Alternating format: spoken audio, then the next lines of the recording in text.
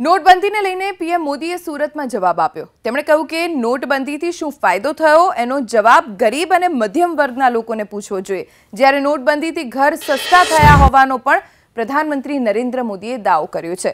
લોકસભાની ચૂંટણીને લઈને હવે પ્રધાનમંત્રી નરેન્દ્ર મોદી જ્યાં પણ जनसभाने संबोधी रहा है, क्यांक मोदी सरकारे जे निर्णयों लीधा छे तेना फायदा गणावी रहा छे तो क्यांक जनता ने पण केवी सरकार बनावी तेनी परोक्ष रीते अपील करी रहा छे।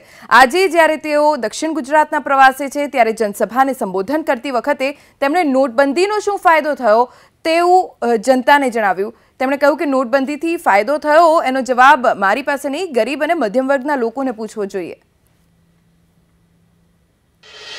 कुछ लोग सवाल पूछते हैं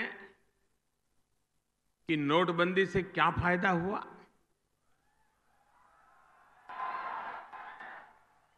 उन्हें ये सवाल उन युवाओं से भी पूछना चाहिए जिन्हें नोटबंदी के बाद कम हुई घरों की कीमतों का लाभ मिलना शुरू हुआ है।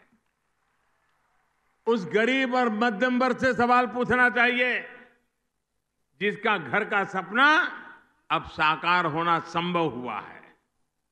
वरना नोटबंदी से पहले किस तरह रियल एस्टेट सेक्टर में काला धन हावी था और सूरत वालों को तो इसका भली भांति पता है।